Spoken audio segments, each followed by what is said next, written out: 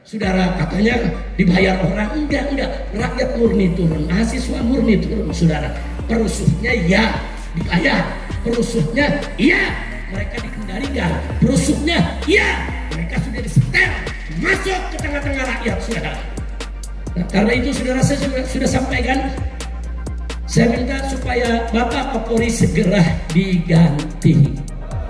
Setuju tidak? Cuman saudara, satu hal yang mesti saya ingatkan dari sekarang, saya mau suarakan dari sekarang sebelum nasi jadi bubur, saudara. Dan saya sudah sampaikan ke pemerintah, kalau Kapolri diganti, penggantinya harus jenderal yang beriman dan bertakwa kepada Allah, jenderal yang bersih, jenderal yang tidak terlibat judi, tidak terlibat narkoba, dan tidak terlibat pelanggaran HAM, termasuk tidak terlibat tragedi KM50. Setuju? Setuju? Jadi ada satu jenderal, dia terlibat KM50, sekarang sedang bergerilya, saudara. Sedang bergerilya, deketin presiden, deketin para menteri, deketin anggota dewan, saudara, supaya dia dicalonkan jadi Kapolri yang akan datang. Saya sudah kirimkan pesan, jangan coba-coba orang ini yang terlibat KM50 diangkat jadi Kapolri. Kalau diangkat dari Kapolri, saya akan ajak umat Islam dimanapun, kita turun ke POM Mabes Polri, ke POM DPR, kita tolak jenderal pembunuh diangkat menjadi Kapolri, saudara. Setuju? Setuju? Siap turun? Siap turun? Takbir!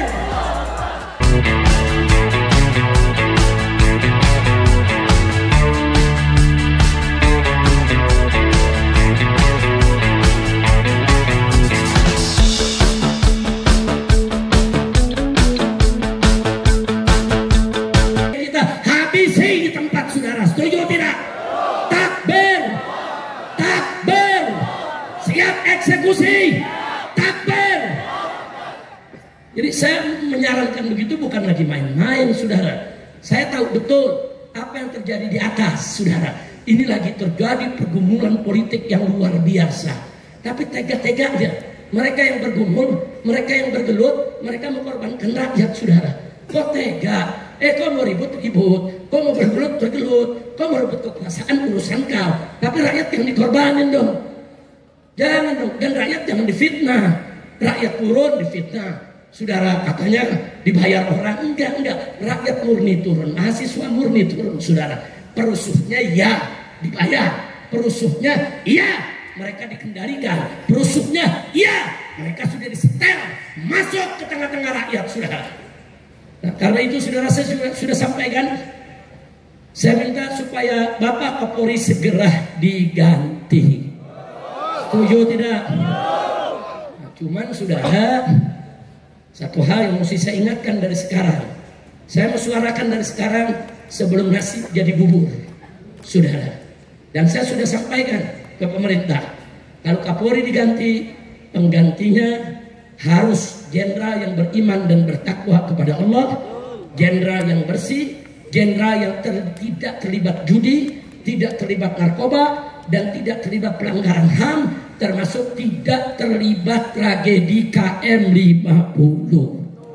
Setuju? Setuju? Jadi ada satu jenderal, dia terlibat KM50, sekarang sedang bergerilya, saudara.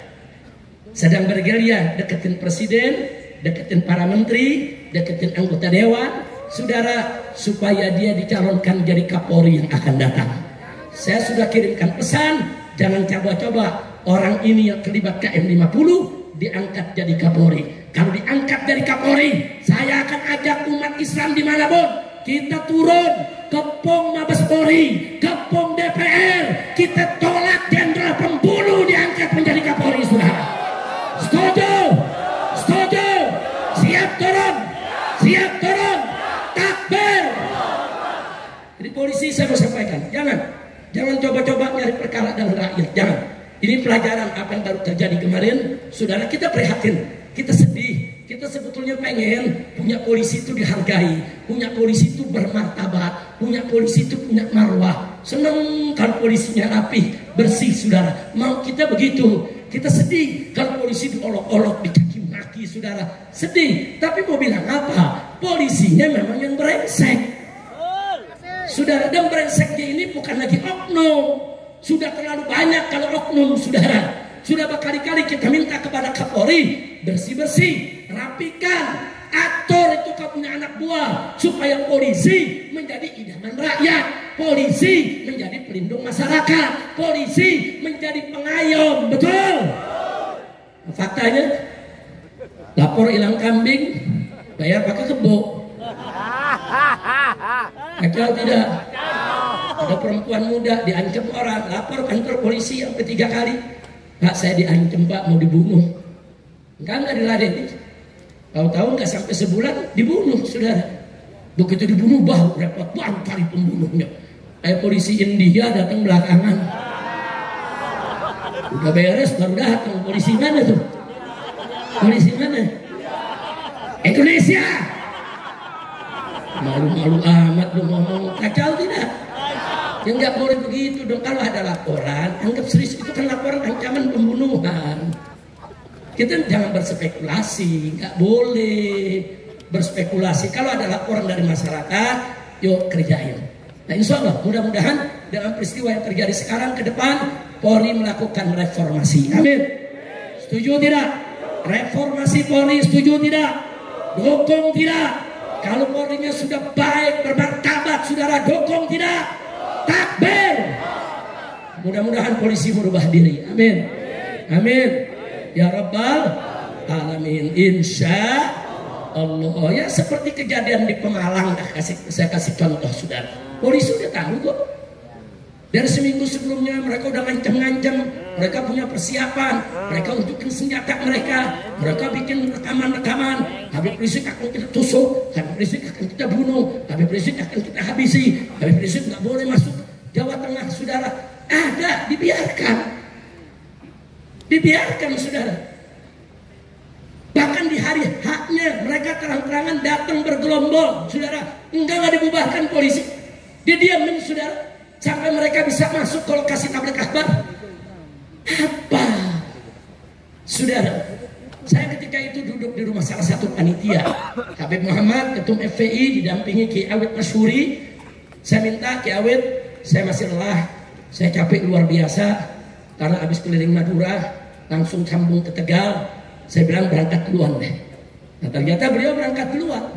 Begitu beliau berangkat duluan, baru naik di atas mimbar, saudara. Mereka sudah mau serang jamaah. Mereka mau timpuki jamaah, saudara. Tapi nggak nyampe timpukan mereka. Kenapa?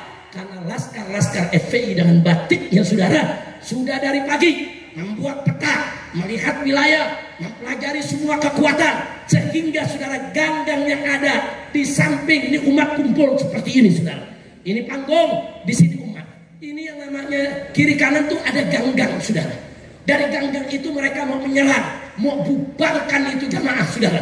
Kalau tembus, mereka kemplangi itu jamaah. Berapa banyak ibu-ibu, anak kecil, bayi, orang tua, bubar. Bahkan saudara bisa panik, bisa injek-injek, bisa mati. Tahu kok, laskar bisa tahu. Masa iya polisi nggak tahu? Nah akhirnya apa yang terjadi, saudara? Begitu Habib Muhammad naik dengan Ki Awit, sudah mulai bentrok. Saya belum datang. Mereka pikir itu yang datang saya, saudara. Nah tapi nggak berhasil. Mereka mau tembus nggak berhasil. Jadi dari ujung gang itu dipukul mundur oleh laskar, saudara. Sekitar 50 sampai 100 meter sehingga mereka nggak nyampe ke jamaah. Dan subhanallah pertolongan Allah. Itu jamaah nggak tahu ada yang ribut, saudara. Nggak tahu. Semua ikut pengajian. Ikut dengerin khusyuk, khidmat, dengerin pengajian, saudara. Luar biasa. Mereka nggak tahu nih, di belakang lagi tempur, saudara. Di gang-gang lagi tempur, nggak ada yang tahu. Sampai bubar, saudara, baru mereka tahu. Saudara, ini artinya apa? Pertama, saya ingin memberikan apresiasi kepada para laskar. Tapi di saat yang sama, saya mau kritik kepolisian. Kenapa mereka nggak bisa mencegah itu? Bahkan datang ke tempat panitia. Saya ditemui, saudara. Ada Dandim, ada Kapolres. Habib, ini sudah terjadi kerusuhan. Habib nggak usah datang. Habib nggak usah ceramah. Saya bilang, oh nggak begitu Pak. Saya di sana punya orang, ada Ki Awi, ada Ustaz Syahid, yang lainnya semua. Saya tanya ke mereka, aman kok. Saat ini saya punya mantu ceramah, saat ini saya punya kawan Kiai Awit ceramah, nggak ada apa-apa. Enggak Habib, ini ada kejadian di belakang, bla bla, lebih baik Habib jangan datang. Oh nggak begitu Pak, ini mereka ngancam dari kemarin, kenapa Bapak tidak cegah? Betul? Mestinya Bapak cegah dong mereka. Mereka intir orang kok. Mereka bawa orang dari daerah-daerah lain di Jawa Tengah. Mereka ambil yang dari Semarang, dari Jepara, saudara. Mereka ambil itu dari Banyumas, dari mana tempat. Mereka ambil dari Brebes, mereka kumpulkan di Pemalang. Saudara, mereka ini kan orang luar. Ini yang bikin tabligh warga setempat. Ada ribuan orang ngundang saya. Saudara, mereka mau saya ceramah, bukan saya nggak ceramah. Enggak, tapi ini kalau terjadi, oh enggak bakal terjadi apa-apa. 40 tahun saya ceramah, saya keliling dakwah, saudara, dari dalam negeri sampai luar negeri. Nggak ada cerita setelah dakwah selesai ribut, nggak ada. Yang ada habis ceramah selesai makan kebuli. Betul, betul. Yang ada selesai ceramah, saudara, panitia foto bareng-bareng. Betul. Ada setelah ceramah tonjok-tonjokan, ada tim hadronya main hantam-hantaman berwana. Saya sampaikan ke Kapolresnya sama Pangdamnya, sudah Pak, sama Dandimnya. Saya bilang nggak bisa, saya 40 tahun ceramah Pak, nggak ada ribut. Nah kalau sekarang Bapak lihat ribut, ya karena ada yang ganggu. Yang ganggu itu mesti Bapak tangkap, bukan larang saya ceramah. Karena dia bicara pakai earphone, saudara. Ada Pangdam Habib, ini permintaan Pangdam Habib. Enggak. Sekarang kita bagi tugas saya. Ente berdua turun, cegah itu yang bikin ribut. Saya yang akan menenangkan umat. Ya alasannya nanti kalau umat bagaimana Habib? Kalau umat ribut, enggak, umat ribuan tidak akan ribut. Saya yang akan kasih komando. Umat diminta diam-diam, duduk-duduk, bubar-bubar. Umat tidak akan pernah bikin ribut selama tidak diganggu. Betul? Takbir. Akhirnya kita putuskan, jadi Habib bagaimana? Ya udah, tugas masing-masing. Tugas saya ceramah, tenangkan umat. Tugas Anda tangkepin tuh yang bikin ribut. Selesai, enak aja. Terakhir saya katakan, maaf Pak ya, kalau malam hari ini Habib Rizik tidak jadi tampil ceramah gara-gara diganggu oleh kelompok-kelompok perusuh ini, besok Habib yang lain, kiai-kiai muhibbin yang lain, ustadz-ustadz yang lain akan mereka ganggu. Dan selama ini mereka ganggu 2 tahun terakhir, saudara. Berapa banyak habaib yang acaranya dibubarkan? Sekelas Habib Syekh Assegaf Solo, saudara, bikin acara di Jawa Tengah, saudara, didatangi panitianya, diancam, saudara. Akhirnya panitia nggak berani, dibatalkan. Habib Novel Ali Idrus juga dari Solo, saudara. Banyak Habib Hasan Atas di Brebes, saudara. Semua dibubarkan, kurang ajar. Makanya waktu saya diundang, saya diancam, saya tanya panitia, Anda berani bikin acara?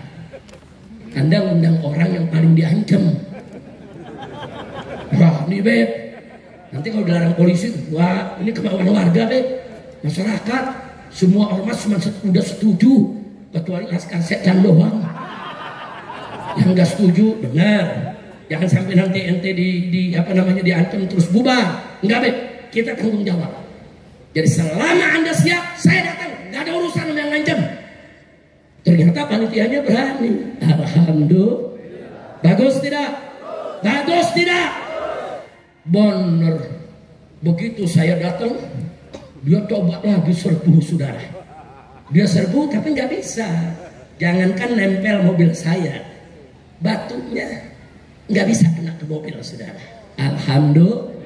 Nah, jadi saya tanya, kerja Laskar bagus tidak? Kerja batik bagus tidak?